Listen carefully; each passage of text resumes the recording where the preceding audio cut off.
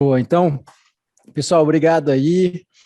Hoje a gente vai vamos explicar aí um pouquinho de vSAN e falar, na verdade, a ideia é a gente falar de hiperconvergência em geral, tá?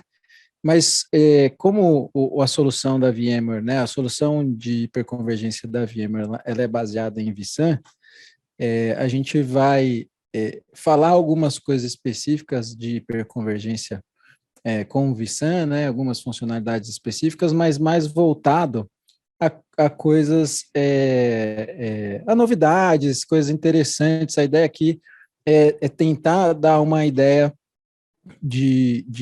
dos valores, né, que a arquitetura hiperconvergente pode trazer para o ambiente, principalmente o ambiente on-premises, tá? Hoje em dia, o ambiente de nuvem, basicamente, ele é todo hiperconvergente já. Então, a ideia é falar um pouquinho aqui de uma forma geral. Muita gente pergunta e não entende direito como funciona a arquitetura hiperconvergente, principalmente quando a gente fala de vSAN. vSAN, como ele funciona um pouquinho diferente, sem aquela de máquinas virtuais controlando o storage que tem embaixo, né? As pessoas às vezes não entendem direito como que é feito, como que é o data plane, como que é feita a replicação, etc. Então, e quais são os benefícios, né, de ter esse tipo de arquitetura em contrapartida com a arquitetura tradicional, que é a arquitetura de 3 camadas, né? E às vezes acaba ficando um pouco confuso na cabeça das pessoas que vantagem Maria leva, não é verdade? E também o que está por baixo dos panos da arquitetura. Então, muita gente acha que hiperconvergência é uma ciência muito complicada, como a própria ciência, como a própria tecnologia de foguete. E, na verdade, a gente está aqui para falar, e ela não é tão complicada, tá? Ela não é tão complicada, mas eu diria que é uma tecnologia tão disruptiva quanto as tecnologias atuais aí de foguete, né? As tecnologias aí que a gente vê, por exemplo, da SpaceX, né? Quem aqui conhece esse vídeo que ponham aí no chat aí?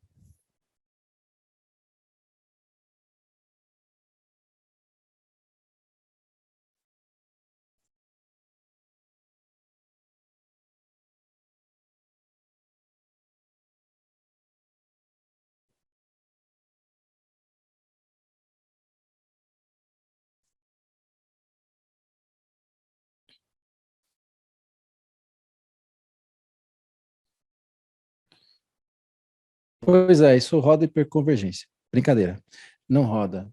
Mas a tecnologia de hiperconvergência. Então, a ideia, galera, é mostrar o seguinte: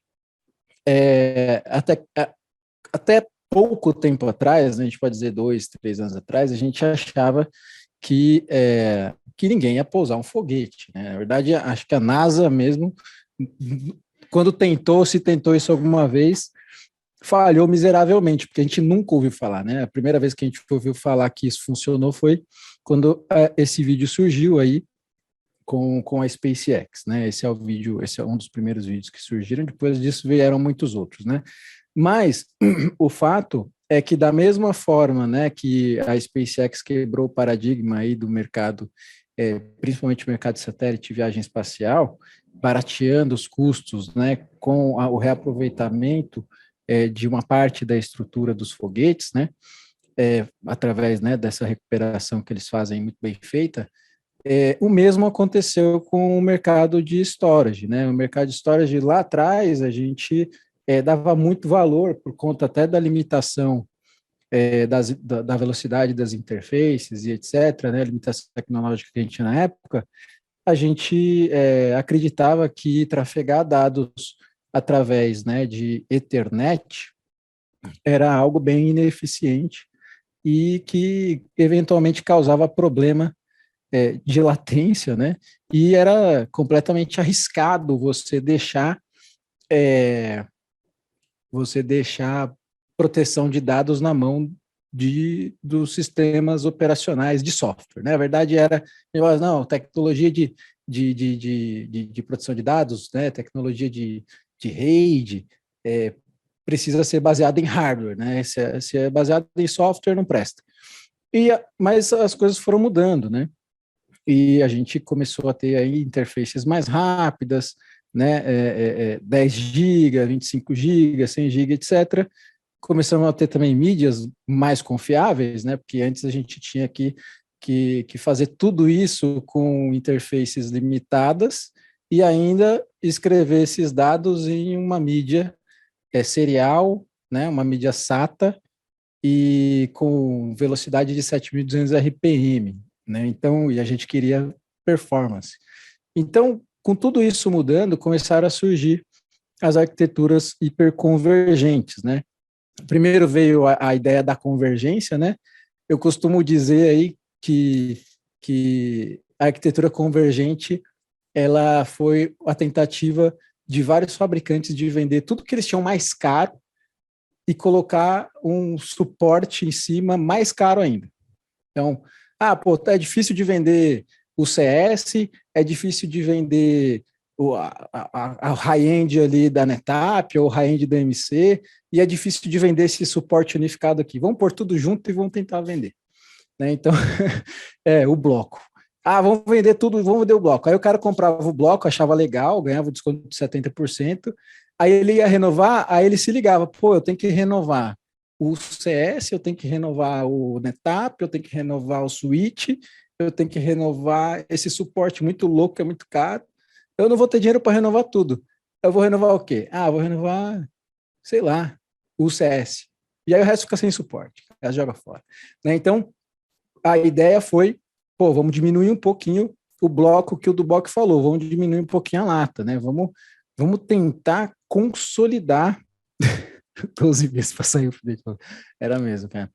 Vamos tentar consolidar isso o máximo, cara. A gente deixou tudo muito complicado. E eu acho que o pêndulo é esse, né? A gente hoje está falando de todo mundo indo para a nuvem e tal. Então, eu acho que as coisas, elas têm como se fosse um relógio, tem um pêndulo lá, ele vai, volta, e ali no centro é sempre onde a gente vai ver algum tipo de tecnologia se consolidar. Então, você teve a tecnologia de 3 camadas, aí você continuou tendo a tecnologia de 3 camadas, que era o blocão lá do Duboc. O Jean falou, a famosa convergência, é verdade. E o pessoal falou, isso aqui ficou muito, muito louco, muito complicado, vamos tentar simplificar isso um pouquinho. E aí, né, a galera começou a ver o seguinte, esses caras da nuvem aí, né, na época estava surgindo alguns Hackspace e tal, outros caras, e eles estavam produzindo coisa própria, né? Eles compravam servidores commodity, né?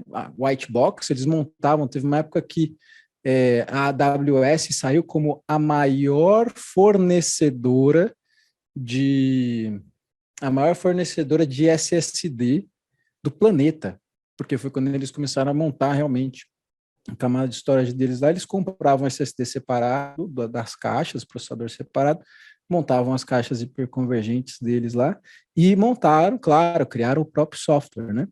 Então veio daí, né? A ideia de hiperconvergência é o seguinte: vamos colocar tudo dentro de um único ser, uma única lata, né? Um único tijolo no nosso data center. Ali vamos pôr o máximo de funções possíveis ali dentro. E quais funções são essas, né? São as funções de computação, virtualização de computação. Então, vamos aproveitar e virtualizar. Agora a gente tem interfaces mais confiáveis, mídias mais confiáveis, SSD e tal. Vamos virtualizar storage, porque agora a gente tem um tubão ali mais bacana, que vai dar mais performance, né? E vamos virtualizar a rede também, vamos fazer aí uma virtualização bem basicona de rede e vamos colocar ali dentro. Legal. E assim surgiu. Né? E aí o que acontece? A galera começa assim, mas se aquele cara ali, que é a AWS, a Hackspace, se esses caras podem fazer, por que a gente não pode fazer dentro de casa, né? E aí começou, né, a surgirem, começaram a surgir os produtos de hiperconvergência. No começo, muito baseado ainda no blocão, na lata, né? Então, você tem a hiperconvergência baseada em hardware. E a VMware, por sua vez, a primeira empresa a investir na tecnologia de hiperconvergência totalmente baseada em software, né? E com isso, pessoal, a gente veio e não só a VMware, mas toda a indústria de hiperconvergência, a gente veio e começou a quebrar o paradigma de armazenamento. Né? Pô, armazenamento tem que ser storage high-end ou mid-range, armazenamento tem que ter gaveta, armazenamento, enfim, tem que ter aquele monte de cabo, né? Tem que ser caro, né? Então, vamos começar a quebrar esse paradigma aí, vamos começar a tentar sair do status quo. A grande vantagem disso, galera, é o seguinte, um dos grandes problemas, até que a gente comentou aí, da convergência, né, que também é um problema do ambiente três camadas, é que a gente tem o ciclo de renovação e refresh, eles são separados muitas vezes, né? O cara tem ali o ciclo de refresh de hardware e o ciclo de renovação de software. E essas coisas, a gente é brasileiro, cara, a gente não tem dinheiro para fazer tudo ao mesmo tempo. Né? Então, pô, vai ter um ano que eu vou conseguir fazer o refresh dos switches SAN, vai ter um ano que eu vou conseguir pagar o cara do storage para pôr uma gaveta, vai ter um ano que eu vou fazer renovação de suporte do meu servidor. Eu não vou conseguir fazer tudo ao mesmo tempo, né? No mesmo ano e tal. Então, quando a gente tem 3 camadas, a gente tem muita coisa para se preocupar, em termos financeiros também, obviamente, mas também em termos técnicos. E uma delas é esse maldito ciclo que eu vou começando a ficar sem suporte de um lado, sem suporte do outro, aí, não, meu servidor tá pilhando de novo aqui, mas o resto das coisas estão sem suporte, cacareco e tal. Então, como que a gente resolve isso? De novo, simplificando, reduzindo para unificar isso o máximo possível e reduzir, sair desse ciclo eterno de manutenção aqui, renovação e suporte. Uma outra vantagem de hiperconvergência também é facilitar a gente ir para um modelo operacional melhor, né? Porque quantos de nós todos, né? Porque eu já trabalhei em integrador também, já fui do lado do cliente, e vocês todos também, quantos de nós todos, né?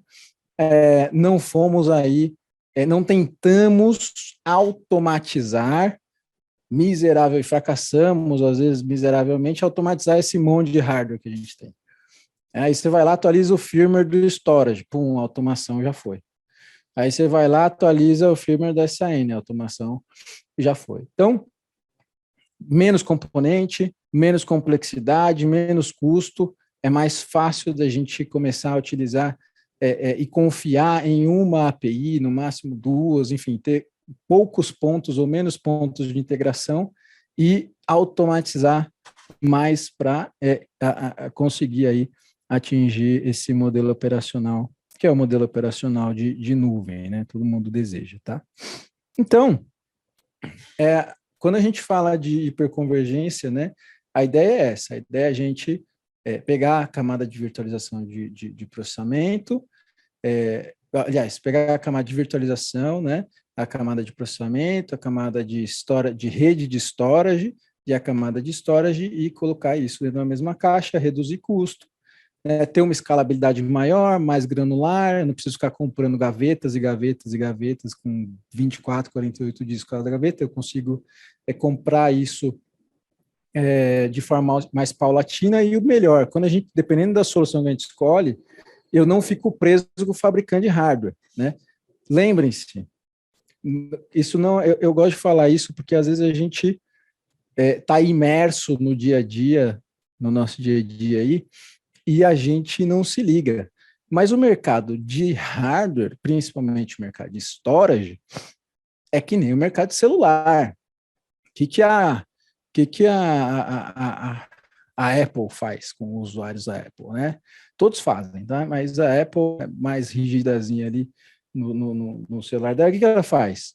Ela vai transformar o seu celular em algo obsoleto no tempo em que ela quiser. Então, eles controlam a obsolescência do seu dispositivo. Exato, obsolescência programada. E o cara do storage também. O cara do storage, ele controla a obsolescência do dispositivo e ele, além de tudo, sabe que nós só podemos, sabe não, né? Ele criou aquela parada para a gente só poder comprar as gavetas de disco daquele fabricante. Então, eu não posso comprar um storage da NetApp e por mais que a Samsung forneça os drives da gaveta da NetApp e os drives da gaveta da AMC, eu não posso usar a gaveta de disco da AMC no storage da NetApp. O back-end é o mesmo, é SAS de 12 GB, de 32, whatever. As controladoras de I/O, beleza, são diferentes, mas essas controladoras de I/O são super simples. Aí você tem lá os discos que são iguais nos dois fabricantes, mas eu não posso usar. Eu tenho que comprar da NetApp, né? Então, aí eu acabo pagando quanto a NetApp quer que eu pague, eu acabo pagando quanto que a AMC quer que eu pague, eu acabo pagando quanto que a Pure Storage quer que eu... Não é um fabricante só, é um mercado que funciona assim. No mercado de servidores, a coisa já é diferente, porque eu posso ter servidor Dell ali, depois eu posso ter servidor Hitachi, depois eu posso ter servidor HP, enfim, e eles vão se falar, né? Eles vão se falar. Então, o legal da hiperconvergência, dependendo de como a gente faz, é isso. Eu começo o meu ambiente com o fabricante, se no meio do caminho eu não estiver satisfeito, ou estiver me cobrando muito caro, eu vou para outro fabricante e não perco nada com isso, tá? Agora, beleza, Diego, falou bastante aí do aspecto complicado da camada de renovação, manutenção, etc. Tá, mas e o dia a dia? O que resolve no meu dia a dia? Resolve o seguinte, pessoal. O ambiente de vocês hoje é muito parecido com isso. Aposto que muitos daqui têm muito mais fabricantes de storage do que tem aqui, né? Que tem 4. Por quê? Por que o pessoal tem um monte de modelo de storage diferente e fabricantes de storage diferentes e a gente não concentra todo o nosso armazenamento em um único fabricante? Alguém tem ideia? Vocês dormiram? Estamos aqui. O que está acontecendo? Alguém tem alguma ideia? Por que a gente tem vários fabricantes e modelos de storage diferentes, ao invés de ter um storagezão com um monte de gavetas de disco, ou o mesmo modelo de storage? Porque a ganância é a ruína humana. É quase isso. Eu vou responder Resposta para tudo isso. É a resposta para tudo. Para tudo. Eu vou registrar, eu vou patentear essa frase. Vai, Poder Carlos de Gomes. escolha. Não, cara, olha que louco. Eu perdi várias amizades já com essa história aqui. É mais barato comprar um storage novo do que comprar uma gaveta de storage. Essa é a real, velho. Hã? É renovar o suporte também, né, cara? Não, mas na hora que você tá entrando numa empresa, tipo, sei lá, eu sou a Dell. Aí o Conza fala assim, eu tô procurando storage e tal. Aí eu quero que o Conza seja a minha base instalada. Aí, o que eu vou fazer? Vou dar desconto para ele de 70%. Só que aí na hora que o Conza for comprar uma gaveta de storage minha, eu vou pegar e vou cobrar dele 170%, porque eu perdi dinheiro lá atrás. Só que agora eu sei que ele só pode comprar de mim. Antes ele podia comprar de todo mundo. Só que ele escolheu o meu storage. E aí o que o Conza vai fazer? Vai lá no mercado e fala assim, a gaveta do Diego, a gaveta do storage do Diego está custando R$150 mil. E o storage custou R$30 mil. Eu vou procurar um storage novo, O storage vem com 24 discos internos, a gaveta vem com 24 discos. Vou comprar um storage novo.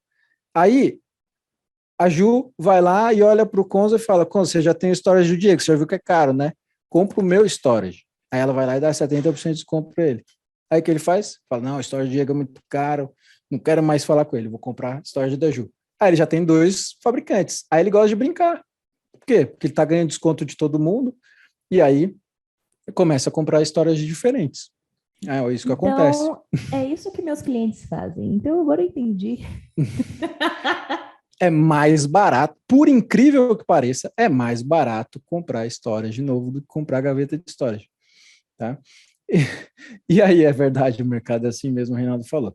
E aí a gente fica com uma coisa muito complexa, porque eu tenho histórias diferentes, com funcionalidades diferentes, eu tenho níveis de proteção de dados, protocolos diferentes. Às vezes uma storage vai ser multiprotocolo, outro fabricante não oferece multiprotocolo. Às vezes o cara vai me fornecer lá storage com SS totalmente ao flash, o outro não. O storage tem replicação, o outro não tem. A licença de um cara, a licença básica cobre tudo, o outro eu tenho que fazer upgrade 50 vezes para ter, sei lá, para poder ter um tipo de proteção de dados específico, snapshot e tal. Então eu acabo ficando com esse monte, com esse mar de coisas vermelhas aqui, que são atividades que a gente normalmente executa no dia a dia, mas que a gente não se liga o quanto que a gente perde tempo cuidando disso, né?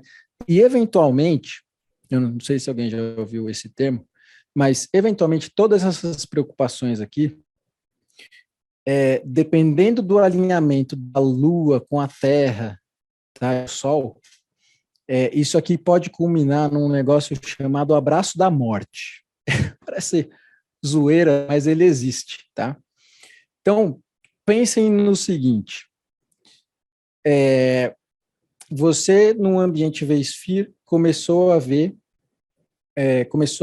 que estava tendo muita latência numa comunicação com uma aluna específica. Então, você foi lá, abriu um chamado na VMware, e a VMware foi lá e falou, é verdade, ó, esse driver aqui, ó, que está dentro desse vSphere dos seus 6.5, 6.7, ele está bugado, esse driver da HBA. Vamos fazer o seguinte, vamos atualizar, que na próxima versão corrigiu, beleza? Aí ele vai lá e atualiza o seu vSphere. Aí agora você está num driver mais novo. Aí você perde a comunicação com o storage. Por quê? Porque a versão do sistema operacional do seu storage não suporta o driver novo da VM. Aí você vai, liga para os caras do storage e fala, preciso atualizar o sistema operacional do storage. Aí ele fala, tá bom, qual que é o modelo do seu storage? O meu é o Z453F. Putz, a versão do sistema operacional nova, o seu storage já está obsoleto.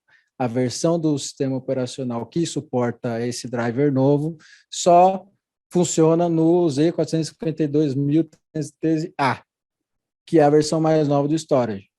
Então você não consegue atualizar. Aí você vai ligar para o suporte da VM e falar, eu preciso fazer rollback. Aí eu vou falar, não, mas se você fizer rollback, você vai ter aquele problema antes. E aí pronto, você está no abraço da morte. Você não tem saída, a não ser comprar um outro storage. Ou mudar o protocolo de comunicação. Tá? Então, parece brincadeira, mas isso tudo aconteceu um dia na minha vida e deve acontecer no dia a dia de vocês. Tá? Então, como eu disse, a melhor forma é a gente reduzir essa complexidade toda aqui, sair desse mundo e ir para um mundo mais simples, para um mundo onde eu consiga ter menos componentes, né? E menos componentes, removendo a camada, inclusive, que é uma outra camada de complexidade, outra camada de custo, que é a camada de SAN. Então, removendo a camada de SAN, usando os servidores de forma tradicional, com os discos na barriga, e usando o back-end, ou a interface de rede desses servidores como back-end de replicação de storage. Dessa forma, muitas vezes, no caso do vSAN aqui, né, mas muitas vezes, em muitos casos de hiperconvergência, a gente consegue quase que desaparecer com a ideia do armazenamento. Tá, Diego, mas, storage me dá um monte de serviço bacana, os data services, tal, consigo deduplicação, compressão, snapshots, etc. Legal. Você vai ter, mas você vai ter isso em uma outra camada, na camada de gerência. E essa camada de gerência, ela vai gerenciar a sua arquitetura hiperconvergente independente do hardware que você tem embaixo. Então, você vai escolher o hardware que você quer colocar aqui, você vai ter um data plane separado, o management plane está lá gerenciando essa camada de convergência e você vai colocar o que você quiser de hardware, desde que esteja na matriz, né? Não é bem o que você quiser, mas é quase o que você quiser. Muito Manda importante aí, isso daí. matriz de compatibilidade é receita. Matriz de compatibilidade é a receita do sucesso. Exatamente. Legal? Então, como que funciona esse negócio da data services? A demo do Conza vai passar bastante por isso aqui, porque é uma coisa que aqui é onde muda aquela história do modelo operacional bastante, o dia a dia, né? Como que eu vou gerir isso daqui, né? Porque, bom, o Diego falou que praticamente desaparece com o storage, e é isso mesmo. Você vai gerenciar isso daqui através de algo que tem sido muito comentado, e que o pessoal tem gostado muito, que veio do mundo moderno aí, né, de container e tal, que é o tal do desired state, né? A VMware, ela colocou aqui em cima um componente chamado vSAN Storage Policies, e lá na política, você decide qual é o estado desejado que aquele workload precisa ter dentro do seu ambiente. Então, você não vai mais definir o nível de proteção ou serviços de dados por NUM ou por volume. Você vai dizer para o vSAN ou para o vSphere como que você quer que ele trate aquela carga de trabalho. Qual o nível de proteção, qual o nível de performance, qual o nível de eficiência, e ele vai resolver para você.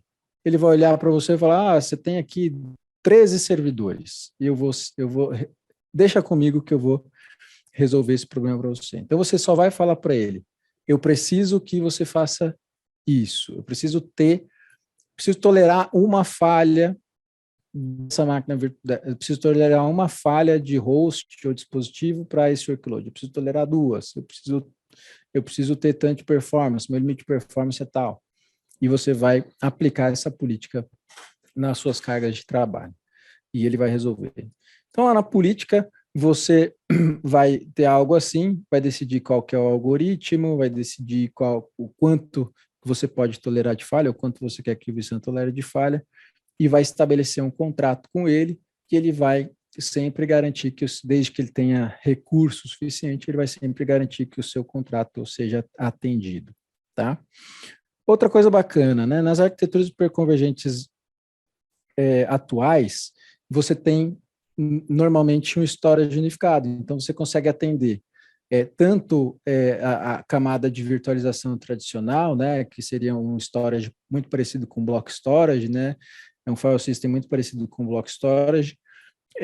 Você consegue atender também com file share, né, ou com integração com o ambiente cloud native, né? Então, dentro do vSAN mesmo, você tem ali uma área que faz a interação ali, que garante a interação entre o ambiente de Kubernetes, o ambiente de container, para que exponha, né, ali dentro volumes persistentes para o ambiente de container, que também são controlados pelas mesmas políticas que a gente mencionou antes. Então, você pode ter todas as suas cargas de trabalho utilizando a mesma tecnologia.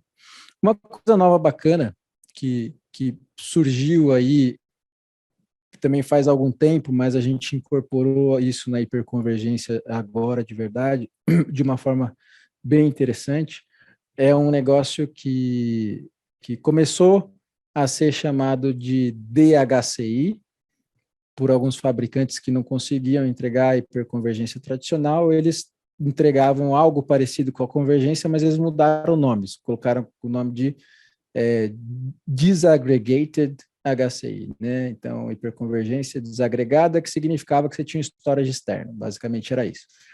O que a gente fez? A gente pegou essa ideia aqui, cara, e a gente transformou num negócio muito louco, que é o seguinte: você pode pegar um data store do vSAN, então um vSAN, uma área de disco virtualizada dentro do vSAN, e compartilhar com outros clusters externos a esse cluster de vSAN, com outros clusters que tenham vSAN ou não. Então, se você tem hoje um cluster vSphere, ele está na versão 7, você pode pegar um data store de vSAN e compartilhar com ele. Então, você pode usar sua hiperconvergência como uma espécie de storage compartilhado também, e gerenciar isso através de política. Então, você não fica preso, restrito, tá? Às máquinas virtuais que estão ali. Vou parar 5 minutinhos não, 30 segundinhos só para perguntar se tudo bem, faz sentido, se alguém tem dúvida aqui. Vou seguir mais 2 minutos e o Conza vai partir para a demo dele. Dúvidas? Até o momento, não. Podemos seguir. Legal. Uhum.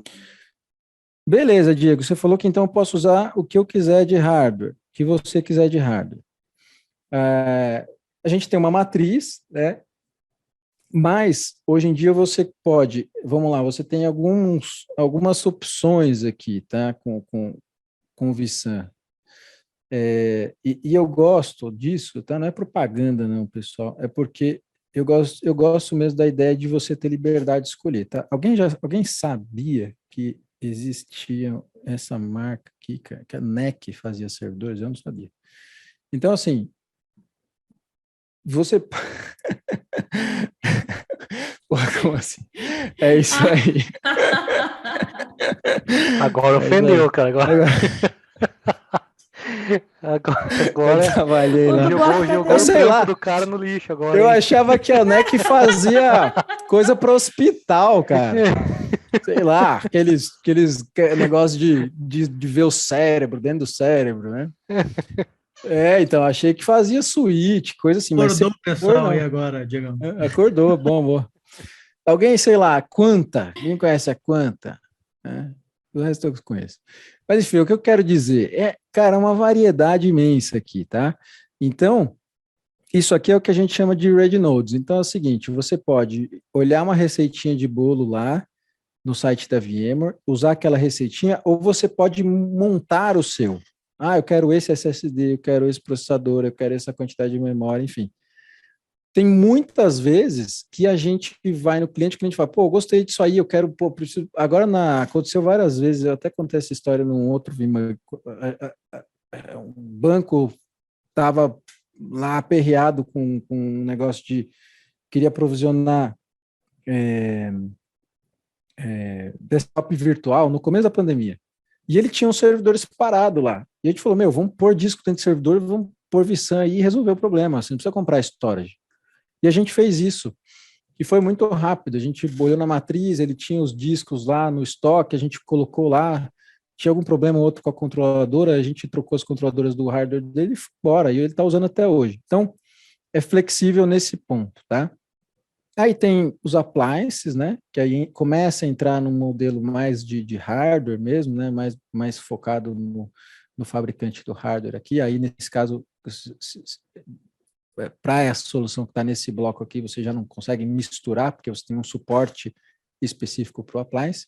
E tem ali a nossa solução com a Dell, que é o VxRay, que tem uma camada de automação em cima da própria Dell, que é o VxRay Manager. Fora isso, a gente tem isso em todas as nuvens públicas, né? Todas as grandes nuvens públicas estão lá com a SDDC da VMware e a hiperconvergência está lá dentro, tá? Então, é uma forma bem fácil de adotar. Bacana, Diego.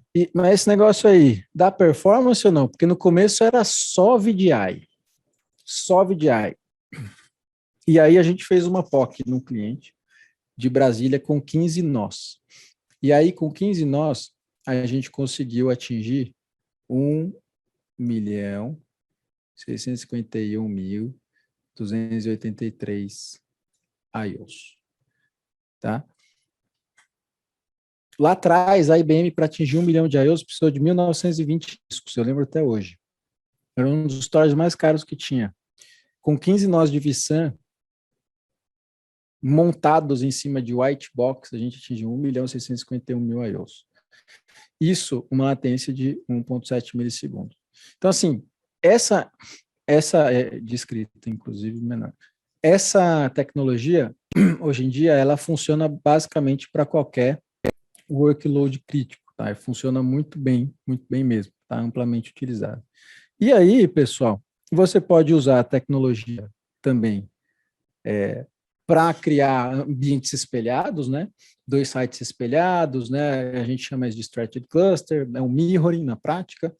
2 sites espelhados, um site caiu, está tudo replicado no outro site, aí você tem as tecnologias da VMware em cima, HA, HA, DRS, né, e outras tecnologias ali que fazem a parte de alta disponibilidade de distribuição de carga, e você pode ter coisas como, por exemplo, 3 sites aí colocando vSphere Replication com o site Recovery Manager, aí você cria o famoso 3DC, né, eu tenho 2 sites em Mirror e um site replicando.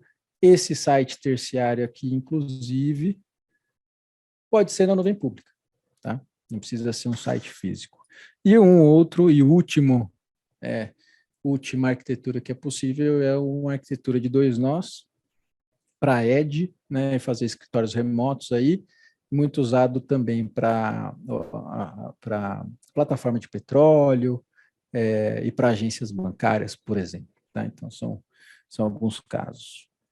Bacana. E aí, Diego, por onde eu começo? Bom, primeiro você começa vendo a demo do Conza, que vai vir logo em seguida, mas é muito importante escolher se você quer RedNode, se você quer appliance, né? Se você quer algo baseado mais em hardware, algo baseado mais em software, fazer um assessment do ambiente para a gente ver o quanto que a gente consegue consolidar, fazer um sizing e, se você quiser reutilizar o servidor, vai lá para matriz de interoperabilidade.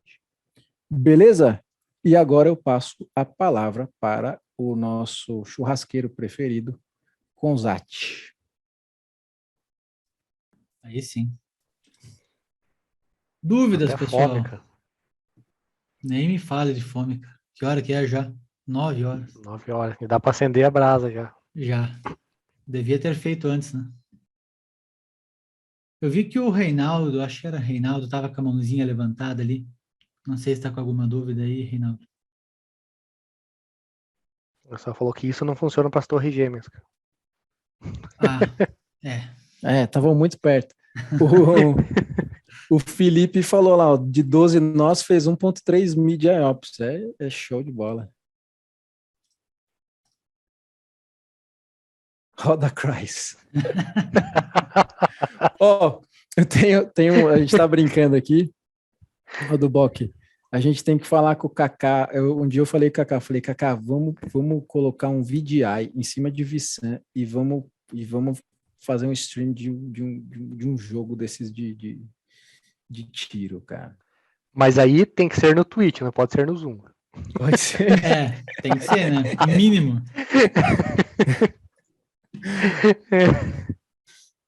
E todo mundo com teclado, RGB, as luzes apagadas para fazer o negócio bombar. Voar. É o mínimo que se espera, né? Você tá muito Nicolas Cagezinho nesse assunto, hein, Joaquim? Manjo demais, cara. Rapaz, olha. Bom, então vamos lá, pessoal. Só para setar as expectativas aqui, a ideia é basicamente a gente habilitar o vSAN nesse cluster e criar algumas políticas, mover algumas máquinas. São coisas simples que você faria, né, no caso de estar implementando o vSAN no seu ambiente. Então, para o pessoal que já trabalha com vSAN, talvez seja um pouco básico, né, mas a nossa ideia é começar com uma espécie de uma introdução aqui e talvez fazer alguns outros capítulos, né, falando sobre algumas features mais avançadas, né. Eu vou desligar a minha câmera aqui, porque se der alguma coisa com o laboratório, vocês não vão ver a minha cara de puto aqui, tá bom? E já baixou a audiência já. Já tá inventando desculpa já, né, mano? É, Começou, né, Joaquim? Começou já. de 83 participantes, estamos com 42 agora, só denunciar isso. Caraca, os caras, 9 horas, velho, numa quinta-feira, os caras estão de parabéns, hein? Os caras querem os brindes, né? Os prêmios. Por isso você tem que andar meio louco essa apresentação, cara. Putz, me falaram que eu tinha 1h30, cara. Ah, não. Achei que era mais. Se bem que marcar um checkbox em 1h30 é muito tempo, né, cara? Eu acho que eu vou ter que me enrolar um pouquinho. Agora são 3, check. Boa, vamos lá. Começando aqui, então, pelo ambiente, tá? Um vCenter com 2 clusters.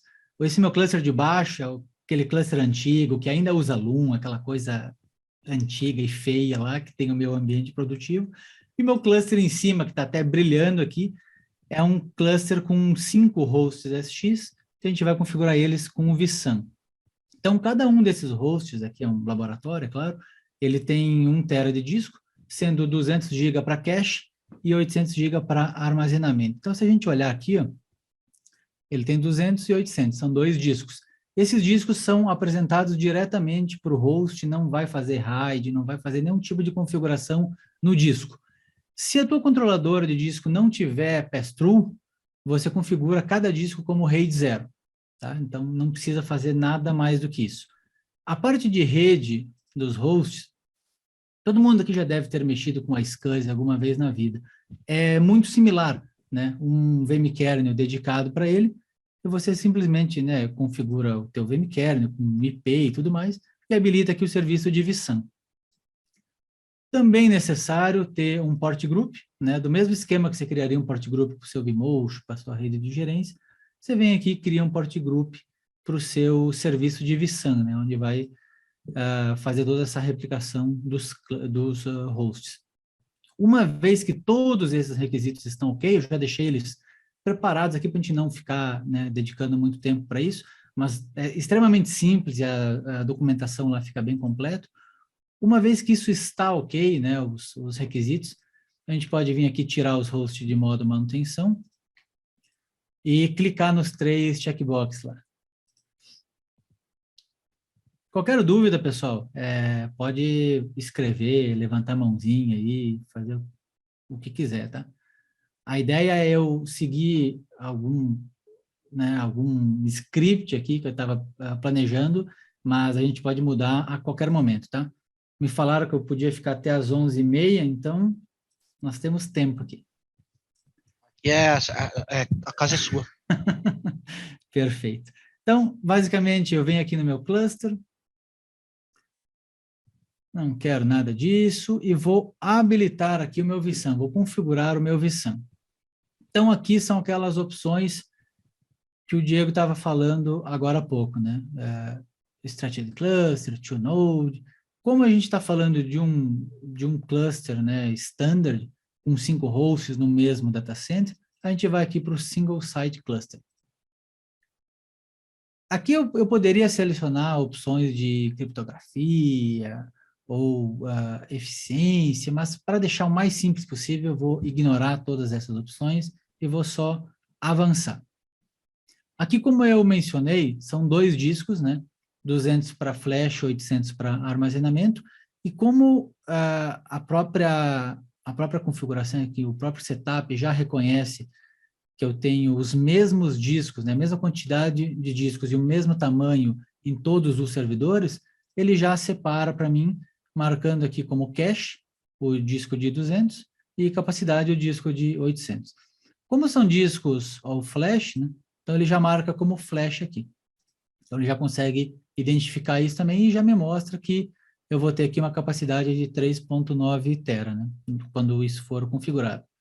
Avanço mais uma vez, valido que está tudo certo, né? É difícil fazer errado, porque não tem muita margem para erro aqui, e finaliza, né? Com isso, a gente já vai ter, em alguns segundos, o nosso cluster vSAN já configurado. Deixa eu ver aqui onde que vai mostrar as tasks. Ele vai começar a fazer a configuração em todos os hosts. Sim, Joaquim, eu vou continuar com a câmera aberta. Essa parte eu sei que funciona. Eu vou desligar naquela parte que eu tenho dúvida.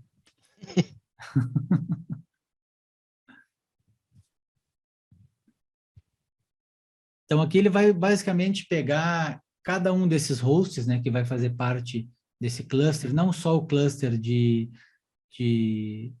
cluster computacional, né, de máquinas virtuais, mas também a parte do cluster de armazenamento, né, onde cada um desses 5 hosts, vai entrar aí com um disco para formar o data store do vSAN. Obviamente que aqui, quanto mais disco, quanto mais host, o tempo pode variar, né? Mas de uma forma geral, se aqueles pré-requisitos, né, de rede e os discos estão configuradinhos aí da forma recomendada, você não deve ter nenhum problema, né? Costuma ser bem rápido aqui mesmo. Pessoal que está conectado, já utilizaram vSAN? Estão rodando em produção? Só para eu saber aqui se tem já algum pessoal que já mexeu.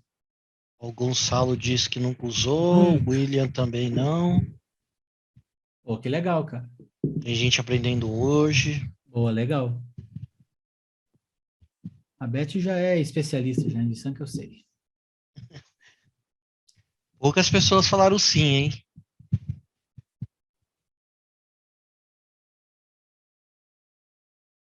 Pô, legal. Legal, pessoal. Então, qualquer dúvida que vocês tiver, que talvez eu não expliquei muito, que ficou, né, alguma dúvida, alguma coisa, escreve aí, levanta a mãozinha, que o Diegão tá louco para responder todas as dúvidas de vocês hoje. Ele não se aguenta de ficar quieto ali, cara. Sou do mundo open source. Eu tô Aí aprendendo, sim, hein? tô aprendendo a me controlar, né?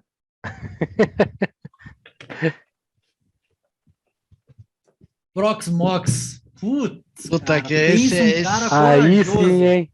Esse Reinaldo aí merece palma, cara. Pô, cara é corajoso pra caramba, hein?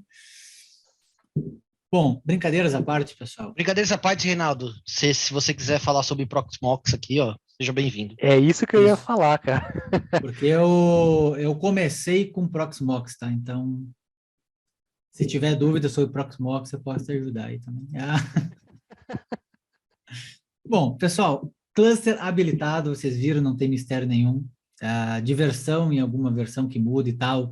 Tem um checkbox a mais, um a menos, mas a parte mais importante é a matriz de compatibilidade, garantir que o hardware que você escolheu é 100% compatível, né? Isso a gente vai no nível de controladora, o disco, né? Para garantir que você não tenha nenhum problema de incompatibilidade com o hardware que você escolheu. Fora isso, é questão de configuração, né? Garantir os discos, a parte da rede, e aí é vir aqui e clicar nesses checkbox.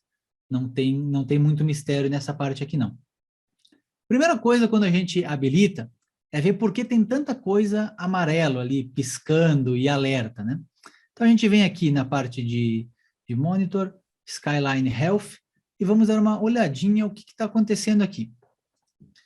Como eu mencionei, esse aqui é um ambiente de laboratório, né? Então, o hardware que eu estou utilizando, ele não passa por nenhum tipo de matriz de compatibilidade, né? São todos hosts virtuais.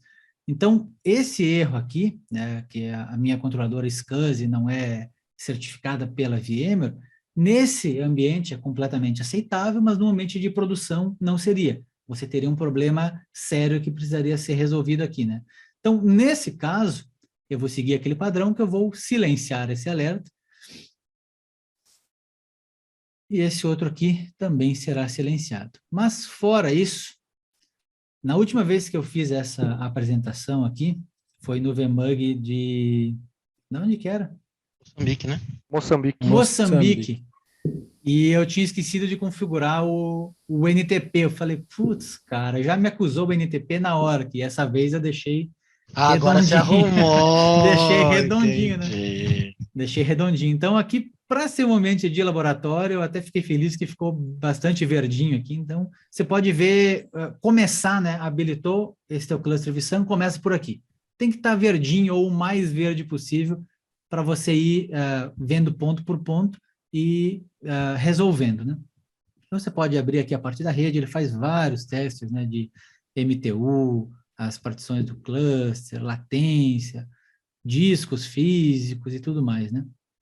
Então, a expectativa é que não tenha nenhum problema aqui em um ambiente que seja de produção. Então, eu vou só habilitar aqui o DRS e o HA, não vou nem fazer nenhuma configuração, só marcar os checkbox, só para a gente ter alguma coisa aí. E aí, enquanto ele vai instalando aí os agentes do HA, eu vou partir para a parte das políticas.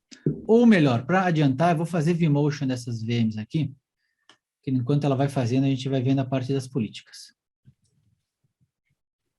Se eu estiver fazendo muito rápido aí, pessoal, ou não estiver explicando bem o que eu estou fazendo, só falar, tá? O NTP, ele acredita que está funcional, né? Deixa eu migrar essas VMs aqui, que vai demorar uns segundinhos para migrar, enquanto a gente já...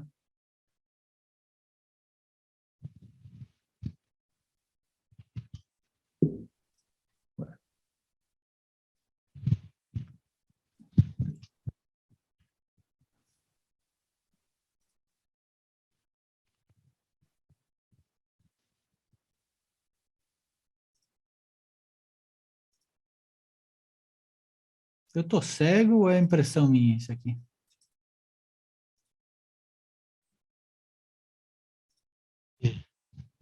Começou, né?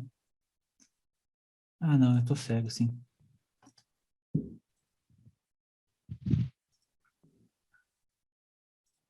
Aqui. Tem que migrar os dois, né? Entre clusters. Então, eu seleciono aqui o meu cluster vSAN. Então, eu vou tirar aqui do meu cluster antigo, vou tirar da minha LUM e vou mover por um outro cluster, por um outro data store, né? Então, ele vai acabar migrando aqui para o vSAN Data Store, que é como o Thiago falou, o meu Tier 1, né?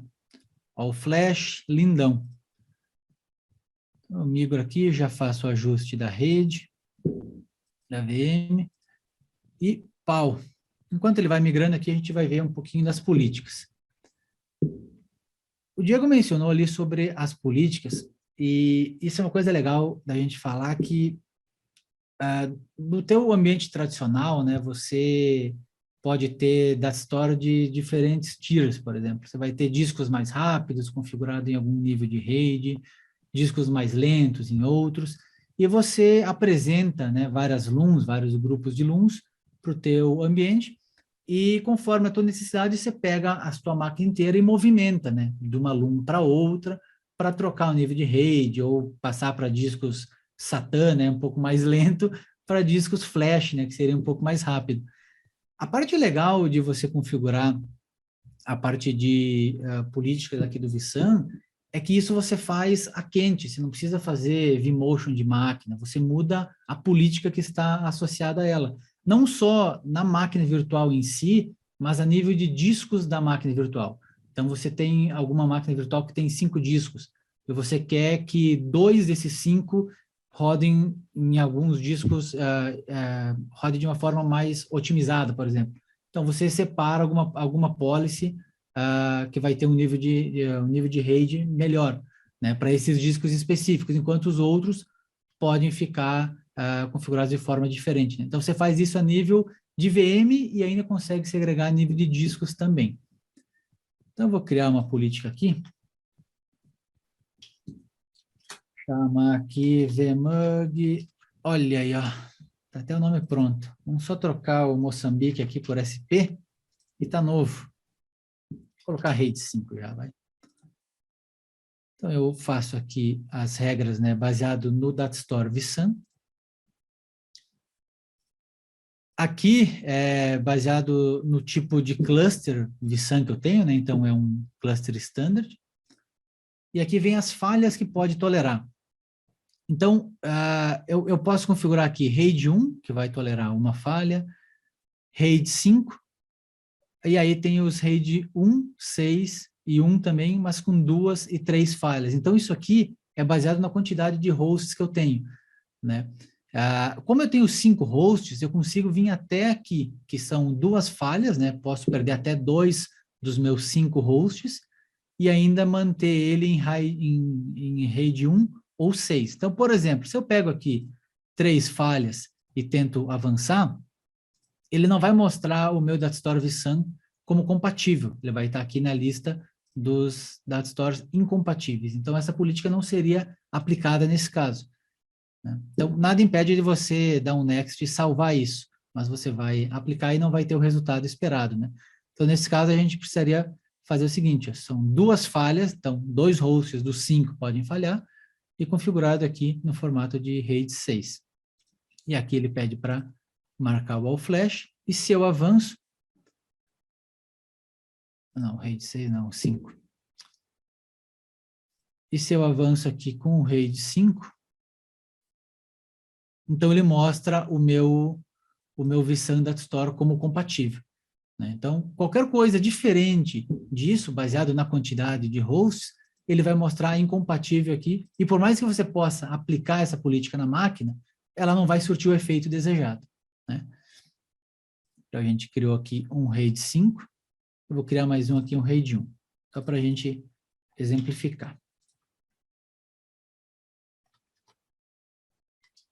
Aqui um RAID 1, baseado no vSAN.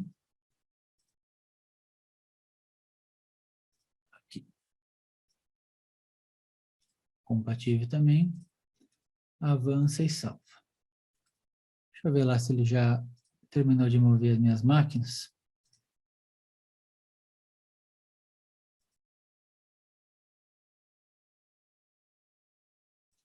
Uma já foi. Então, eu estou com a minha máquina virtual aqui agora. 2 delas já foram movimentadas aqui para o cluster que a gente acabou de configurar. Já está rodando em cima de vSAN, né? Deixa eu até mostrar o Datastore aqui. Datastore vSAN com 3.9 tera. E aí agora a gente vem e aplica aquela política que a gente acabou de criar. Então, eu venho aqui e edito as políticas da VM, seleciono qual política eu quero. Então, esse aqui vai ser o VMUG SP RAID 5. Eu já dou um OK e já está valendo. Então, se eu vier aqui, por exemplo, na parte de monitoramento dessa máquina específica e vier aqui na parte dos discos dela, ele ainda está configurando, ele precisa de algum tempinho ainda, mas você já consegue ver que ele já conseguiu distribuir arquivos dessa máquina dentre os hosts que estão configurados no cluster, né? Então, se eu esperar mais um pouquinho, acho que mais um refresh já deve ser suficiente. Para ele finalizar, fica todos como ativo. E aí eu estou distribuindo arquivos dessa máquina virtual, né, entre os hosts. E aqui você consegue ver, né, qual é o host que está esses componentes do vSAN. Então, da mesma forma, se eu pegar aqui, por exemplo, e criar um novo disco, né, só para a gente fazer um teste disso.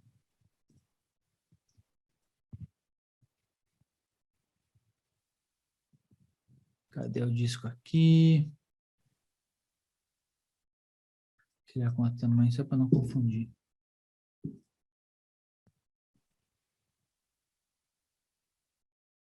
Aí eu poderia vir aqui de novo na parte da política. E ao invés de aplicar para a máquina inteira, né? Porque como eu já tenho o RAID 5 aqui, qualquer disco novo, qualquer coisa que eu adicionar nessa máquina, já vai começar, né, a partir desse RAID 5, que é o que está aplicado na máquina. Então, adiciona disco, ele mantém a mesma política. Então, eu posso vir aqui, ó, e selecionar por disco. Eu posso dizer, por exemplo, que esse disco novo que eu coloquei vai ser RAID 1, ou vai ser alguma outra política que eu desejar fazer. Então, essa configuração pode ser, ela né, a nível de máquina virtual. Eu posso também baixar um pouquinho mais o nível e ir a partir dos discos da máquina virtual em si. Então, quantos discos tiver, eu posso selecionar essa parte de políticas. Isso é algo interessante, porque a gente pensa como era quando você tem LUNs, né? Você movimenta a máquina inteira. Pensa uma máquina gigantesca e você fazendo um storage vMotion de um datastore para o outro. Às vezes leva tempo, é um processo complexo e tudo mais. E aí você pensa, pô, mas com esse tipo de solução, eu vou dar um clique e vai mudar a via política e pronto, né? Mas isso não é uma coisa que você encontra em todas as soluções de HCI, né? Por exemplo, eu estava esses dias brincando com uma outra solução e essa solução ela tem também algo similar a isso, mas você faz por datastores, por volumes, no caso. Então, você tem algo parecido, mas é mais parecido com como era com storage tradicional, né? Então, você tem que pegar a tua máquina virtual e fazer aquela movimentação da mesma forma que você fazia antes, né? Então, eu sempre gosto de frisar muito essa parte, porque é muito legal. Você faz com a máquina ligada, você muda a política baseado nas políticas que você configurou, e é só questão de tempo para ele já poder fazer essa reconfiguração e aplicar essa política, né? Então, isso é uma coisa legal mesmo e assim, muda muito a forma que você vai tratar, né? Então, pô, alguém liga aí para você que a máquina está lenta e você detecta que ela está com algum problema de lentidão de fato, muda a política, o tempo dela sincronizar entre os hosts, né? Espalhar esses componentes entre os hosts e pronto, já tá funcional, né? Eu vou aplicar aqui a política nessa máquina aqui também. Opa, de RAID 5 também nessa. E aí vamos eleger um host. Eu não vou escolher, porque a última vez que eu escolhi, falaram que eu derrubei o host que já estava pré-definido para cair. Aí, essa vez, eu vou deixar vocês escolher aí. A gente escolhe um host, eu movimento todas as máquinas para dentro dele e a gente derruba. Aí vamos derrubar o ambiente inteiro para ver o que acontece Olha com aí, essas galera. máquinas. Coloca no chat aí qual o É. host. Coloca aí, 1, 2, 3, 4 ou 5. Eu votaria no 4, mas vocês que escolhem, tá? Ó, 3, 3, 3. É o 3, vai. Quero ver quem que vai contabilizar aí, Três. qual que vai ser. Ah, eu tô vendo de olho aqui, ó. Um monte de gente escolheu o 3. Pessoal, tem É o certeza que não 3. querem o 4? Eu acho que o 4 ia ser mais legal se a gente Não. fizesse com o 4. O Guilherme Silva gostou de você, Cosete. Ele pediu Ó, quatro. eu acho que o Guilherme sabe, ó. Eu acho que seria melhor o 4, pessoal. Pode ser o 4, então? Já que todo mundo concordou? Então, deixa eu fazer o seguinte aqui, ó. Deixa eu desabilitar o DRS, só para não movimentar as máquinas. Essa é uma boa hora para desligar a câmera, hein, Weslão? É. Qual que é o host aí? 3? Então, vamos mover tudo para 3.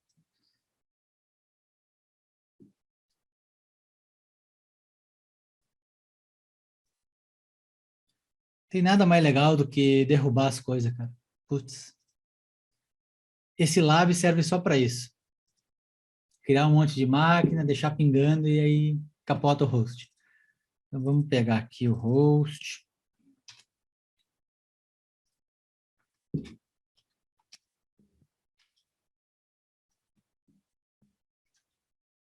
Ó, tá pingando. As VMs estão nele. Vamos ver se a VM está funcionando. Aí, a VM está até funcionando. Deixa eu Vou te achar perdoar aqui. aí que tá veio bug em Moçambique, tá? É, Só pra saber. cara. Eu mudei aqui o data center, ó, para a VM São Paulo, mas a VM lá faltou esse capricho aí, Weslão. Vamos pegar o hostzinho 3 aqui e dar um power off nele.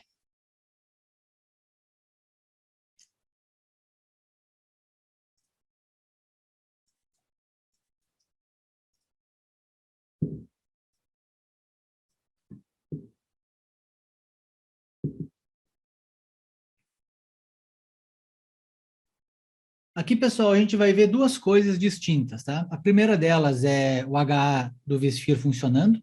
Isso não tem relação nenhuma com o vSAN propriamente dito, né? Isso aconteceria num ambiente tradicional, com storage, com LUMS. Ou seja, as 3 máquinas virtuais estavam nesse host, o host caiu, essas máquinas virtuais vão reiniciar nos outros hosts do cluster. Beleza, isso não tem relação direta com o vSAN. E o que a gente vai ver depois é como ficou a política dessas máquinas, sendo que elas perderam um desses hosts do cluster, né? Ô, Ricardo, tem uma pergunta, eu acho que você já pode aproveitar para responder. Tá. O Reinaldo perguntou se, por exemplo, ele precisar escalonar esse ambiente, eu consigo alterar as políticas? Sim. Você pode criar novas políticas baseado nesse teu novo ambiente ou editar as políticas atuais. E uma coisa legal é assim, se você tem, por exemplo, essa política de RAID 5 já está aplicada para o teu ambiente inteiro. Você coloca mais hosts, mais discos, e por algum motivo você quer mudar essa tua política. No momento que você edita aquela política e ela já está aplicada para todo mundo, automaticamente todo mundo já recebe aquela alteração que você fez. Então, é muito mais fácil editar dessa forma do que criar uma política nova e aplicar no teu ambiente de novo, né? Então, funciona muito bem isso. E aí, ó, desconectou todas as VM aí. E agora? Eu acho que estão me chamando lá. Bom, aqui eu já dei refresh na tela aqui, pessoal. E pouco a pouco essas máquinas virtuais já vão reiniciando, startando em outros hosts. E aí ela já vai inicializando, né? Então aqui o app e o web já foram. E o DB eu acho que é só questão do refresh aqui. Boa. já está funcionando. Então, aqui, pessoal, isso que acabou de acontecer é o HA de um cluster vSphere, né? Só para reforçar, você tem isso com vSAN da mesma forma que você tem com um ambiente tradicional, com Loom, com storage, tá? Um host falha, as VMs são reiniciadas, elas ligam de novo nos outros hosts e continua funcionando. Isso é uma coisa interessante, porque muita gente que eu vejo que está começando a estudar virtualização acha que quando você tem HA, as máquinas não vão reiniciar. Ela vai falhar no host, quando está falhando, ela pula para o outro host antes que ele caia e ela continua funcionando. Né? Seria Então, top, hein? Quando a VMware Mágica, vai fazer isso aí. mágica, né? É Seria Quando a mágica. VMware vai ótimo, fazer né? isso aí. Seria ótimo. Mas Não é assim, cara. Ô, Joaquim, não é sempre assim. Às vezes bom. pode ser que aconteça, tá? Mas bom. geralmente reinicia a máquina, né? É Tá. basicamente o tempo dela dar boot mesmo, né? Com Reinicia a FT máquina, sobe no funciona outro assim, host e né? vai. O que é? Com FT funciona assim. Com FT Mais ou funciona menos assim. assim. Mais ou médio. Tem algumas restrições, mas Só seria não dá para essa... pôr FT, né, no ambiente todo. Pediram isso já para mim. Pô, mas como é que funciona esse tal de FT? Daí eu expliquei, ele falou, tá, então vamos colocar para todo mundo aí. Eu falei, legal, legal. Bom, então aqui temos o nosso host 3, está capotado, não está respondendo ping mais, já morreu. E nossas máquinas virtuais voltaram, né? Então, o nosso site do VMUG aqui, Moçambique, já está funcional. Agora a gente dá uma olhadinha aqui como ficou a política das máquinas, né? Ficou tudo cagado. Tudo cagado. Esse é o estado esperado, tudo cagado, mas funcional, né? Então, o que a gente vai ver aqui são alguns componentes, ele vai ficar aqui perdido, né? Basicamente assim, você tem informação no host e o host morreu. Então, essa informação morreu junto com ele, né? Então, você tem aqui esses mesmos componentes, né, replicados em outros hosts, né? Então, é completamente aceitável você ver que esse status do componente está diferente de ativo, está com alerta, ou está com alguma coisa assim, né? Mas a parte importante é que a tua máquina virtual ela está funcional, ela não está compliance baseado na política, né? Mas ela vai ficar funcional até que o teu host voltar, ou se você remove ele aqui, ele vai acabar distribuindo esses componentes para para outros servidores, né? Então aqui se eu olho, é isso aí, ó. O Everton resumiu bem. Morreu, mas passa bem. É exatamente o status atual agora. Então você olha aqui, ó, dependendo a máquina, ela pode ter mais componentes com esse status ou menos, né? Dependendo se ela tinha componentes naquele host ou não. E aí aqui a outra também. Então, isso é uma coisa interessante, porque se essa política aqui tivesse configurada de uma forma diferente, tipo, para outro tipo de proteção, essa máquina poderia não ter voltado nesse momento, porque ela ia ter perdido todos esses dados aqui dela. Então, sempre quando você utiliza um ambiente com VMware vSAN, é fundamental que você garanta que todas as suas máquinas estejam na política que você configurou e garantir que essa política esteja, né, bem configurada e funcional para você poder perder aí alguns hosts no caso de alguma falha. Uma coisa legal também geralmente a gente trabalha com templates, né, então você consegue aplicar essa política no teu template e quando você cria máquinas novas, ela já pega desse template também e já sempre nasce já com essa política que foi configurada, né? Então, deixa eu... Opa, fala aí. Só perguntar uma coisa, se dá para fazer nesse lab aí, já vou desafiar o com a gente não tinha ensaiado isso. Manda aí. Ó, o RAID 5 precisa de 4 nós para funcionar, certo? Certo. Você tinha 5 e perdeu 1, você tem 4. Então, em teoria, a gente conseguiria reproteger esse dado que está absente aí nesses 4 nós, certo? Sim. Deveria ser possível porque a gente tem host. É possível. É. Vamos fazer isso lá, não? Vamos. Deixa eu Ó. só ver uma coisa aqui, que eu A não coloquei ser para que- ligar esse a host não de ser que volta. você tenha pouco espaço, mas... Ah, você já ligou o host, tá bom. Eu estava ligando ele já para mostrar como que ele ia ficar depois, quando o host volta, né? Mas, aproveitando essa pergunta, eu tenho outra. Manda aí. Manda bala. Eu preciso de 4 hosts, né, para ter RAID 5. E caiu um. Se cair outro, tô fudido. Se cair outro, você perde a acessibilidade. As máquinas vão ficar desconectadas? As VMs que têm componentes, as VMs RAID que têm componentes que estão nesses 2 servidores que caíram, elas vão desligar. Exato. Por isso que, assim, nesse caso, o teu nível de, assim, quantos hosts você pode perder, ele vai depender de quantos hosts você tem, né? Então, se você tiver, por exemplo, 3 hosts, pode falhar um. Tiver 4, falha um. Tiver 5, já dá para falhar 2. E assim vai indo, né? Então, quanto mais host você tiver, você consegue perder uma quantidade um pouco maior de hosts também, É né? mesmo que, dependendo do ambiente, você tem 5 hosts e perdeu 2, provavelmente você não vai ter nem processamento de memória para aguentar o resto, né? Não, aí é outra história. Tem isso, porque você não está perdendo, nesse caso, a gente está falando sobre disco, né? Mas você não vai perder só disco, né? Você vai perder um monte de processamento, memória, CPU e Isso tudo mais, né? isso tem a ver um pouco com a pergunta do Thiago aqui no Q&A. Ele perguntou se o impacto da morte do host ele é grande em ambientes maiores. Qual a experiência de vocês nesse caso? Isso ele quer saber em relação ao I/O e a performance. O Conzo, Olha, faz o seguinte, vai lá em prod, lá em monitor, por favor. vamos lá. Vai lá em baixão e vai em isso, clica aí. Pronto, aí agora dá para responder bacana.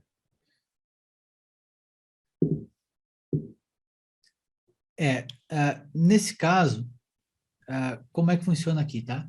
Ele vai sempre replicar todos esses dados, quando você coloca, por exemplo, que tal VM vai ser RAID 5. Você viu que ele espalha componentes em vários hosts, né? Como se fosse, de uma forma grosseira, você criar RAID 5 em com discos, né? Você espalha esses componentes nesses discos. Se um falha, os outros já têm informações suficientes para poder fazer isso funcionar, né? E o que acontece? Essa pergunta vai ser para o Joaquim. O que acontece quando você tipo trocou o disco, coloca um outro disco novo naquele RAID 5, por exemplo? Rebuild, meu amigo. Rebuild. E um longo tempo de rebuild. O tal do temido rebuild, né? Que fica Isso. horas e horas fazendo A aquela luzinha, e a sincronia. luzinha do disco piscando que nem uma louca. Exatamente. Você com o terço na mão ali tremendo, aquela luzinha Nessa hora, piscando. normalmente você estressa outro disco e daí dá falha o outro disco. Você esperando que ela continue piscando verde, né? Porque se piscar laranja, tá fudido. Exatamente. Então, aqui a gente tem algo, né, de uma forma grosseira, mas similar, que aqui é chamado de resync. Então, quando que esse host falha, essas informações continuam nos outros hosts. O momento que ele volta, né, você consertou o host, conseguiu subir ele de novo, se foi abaixo de 60 minutos, ele vai só fazer algum resync rápido com essa diferença das informações. Se for acima de 60 minutos, ele vai ignorar qualquer informação que ele tiver e vai fazer esse resync total, que a tendência é ele demorar um pouco mais de tempo baseado na quantidade de informações que tem, né?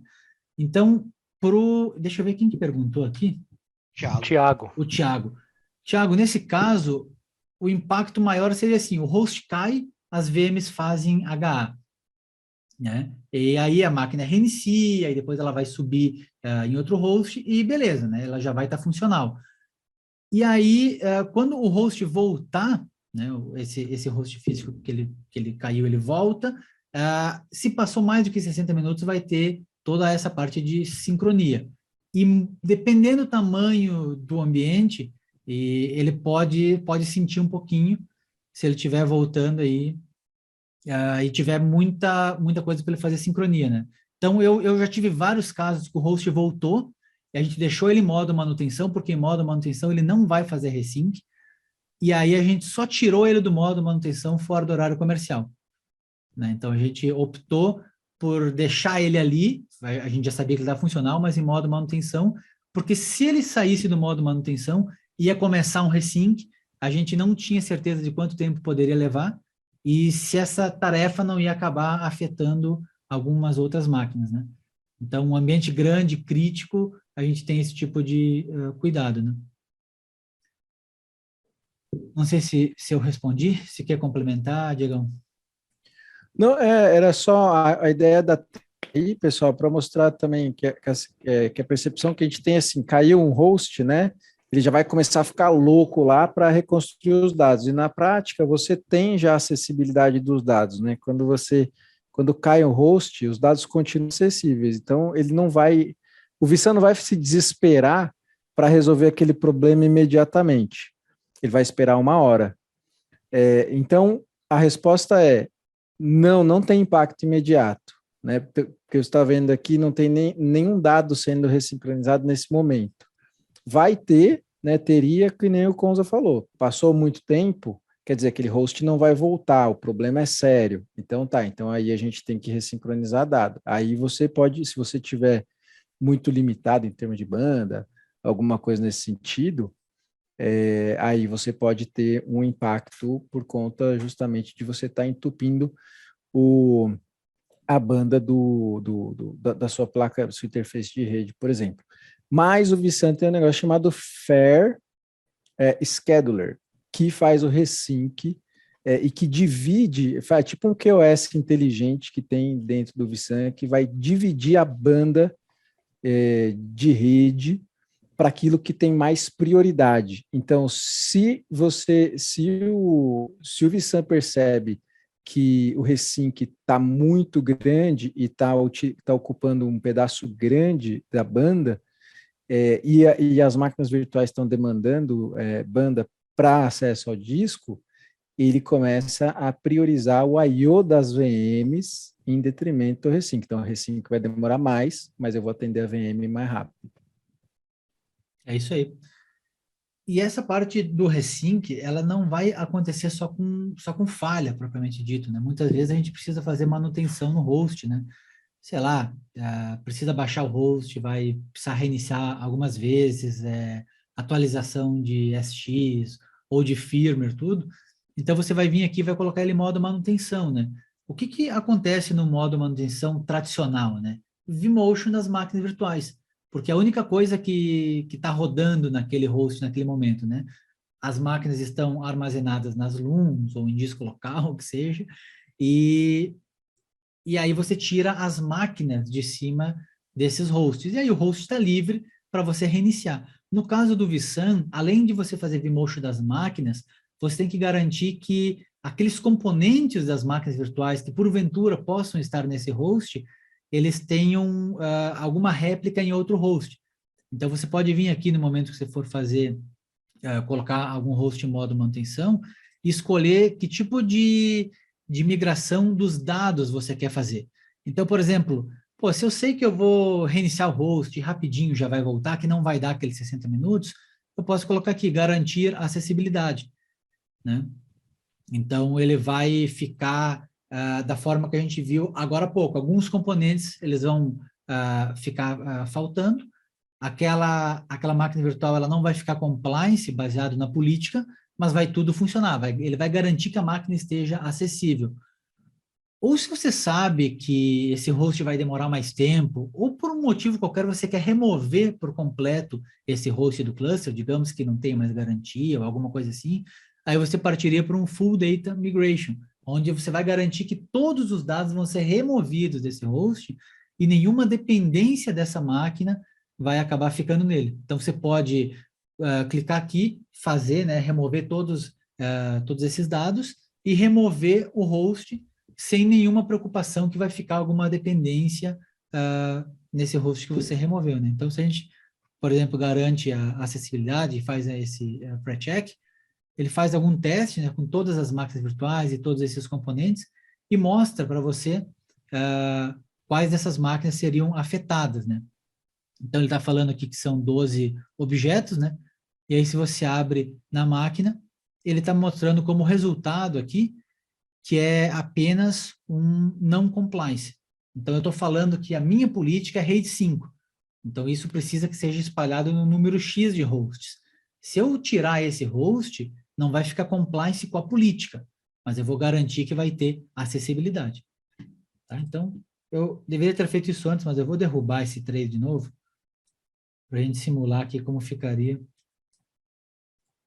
fazendo esse teste com um host a menos.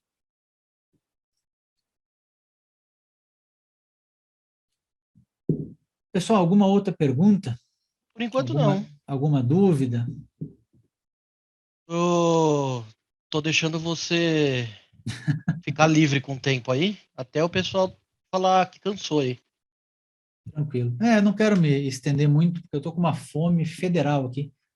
Mas acho que mais uns 10, 15 minutinhos aí, se o pessoal tiver alguma dúvida, a gente pode fazer. Agora você eliminou qualquer possibilidade de pergunta, né? Com mais 10, 15 minutinhos, se ninguém tiver nenhuma pergunta. Não, senão vai ficar 10 minutos aqui olhando um para a cara do outro, né? Não estou falando que vai terminar, né? Tira uma dúvida aí, então. Manda aí, Joaquim. Faz milagres, faz coisa legal pra caramba, e considerando que o cara já tem licenciamento ESXi, quanto mais ele precisa tirar do bolso para usar a VSAN? Responde essa aí. Aí eu vou passar a palavra para o vendedor aí, ó. O cara que vende, porque eu pego licença e instalo, Sim, né? recebo a licença e aplico. Eu só vejo o SKU quando precisa colocar na POC. Não sei nem de cabeça como pega isso se não tiver registro de oportunidade. Mas tem aqui, ó, Joaquim, além da própria licença do host, né? Você tem aqui uma licença do vSAN que você precisa atribuir no cluster, né? Então, da mesma forma que você tem aquela licença de avaliação, quando você instala um SX novo, né? Ele vem lá com 60 dias, o vSAN vem com uma licença aqui também para avaliação de 60 dias também, né? Então, precisaria, né, além das licenças desses hosts, você adquirir uma licença para o ambiente vSAN aqui para configurar no cluster, né? Então, você atribuiria aqui, eu até tenho uma aqui por acaso, mas só, tá faltando CPU. Que ela é também baseado, né, na quantidade de CPUs que o seu host tem, né? Para ver, né, lá no VMUG Moçambique eu fiz com 4 hosts, né? Aí tava certo. Aí eu coloquei mais um host, deveria ter validado essa licença também, né? Então, sempre quando você for pensar aqui em ampliar o seu ambiente, né, além da licença do host em si, você precisa pensar na licença do cluster, né? Do vSAN, né? Eu já vi alguns casos onde o pessoal, sei lá, se esquece ou deixa para depois isso aqui, e o ambiente já está em produção e está com essa licença aqui, né? Um belo dia, depois de 60 dias, a conta vem, né? Então, é sempre bom garantir, né, que você tenha a licença válida do vSAN especificamente, né? Então, vamos ver aqui como ficou. De nada, Joaquim, de nada. Se tiver mais alguma dúvida, fique à vontade. Vou esperar os 10 minutos agora.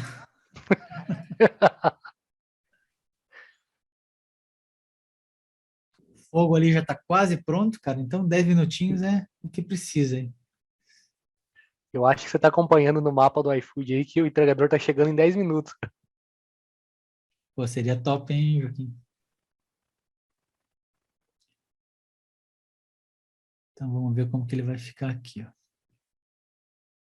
15 objetos. Mas também tá bem querido, né? Vamos colocar esse cara aqui em modo manutenção, então. Garantindo acessibilidade. Dessa forma, é a forma mais rápida que você tem para colocar o host em modo manutenção, porque ele não vai movimentar nenhum dado, né? Ele já fez esse pré-check e já viu que está ok, né? Que ele não precisa fazer nada que... Assim, o ambiente sobrevive sem ele, basicamente, né? E aí fica muito mais rápido porque é só questão de colocar em modo manutenção mesmo. Se você selecionar aqui para migrar todos os seus dados, dependendo da quantidade, pode demorar algumas horas aí.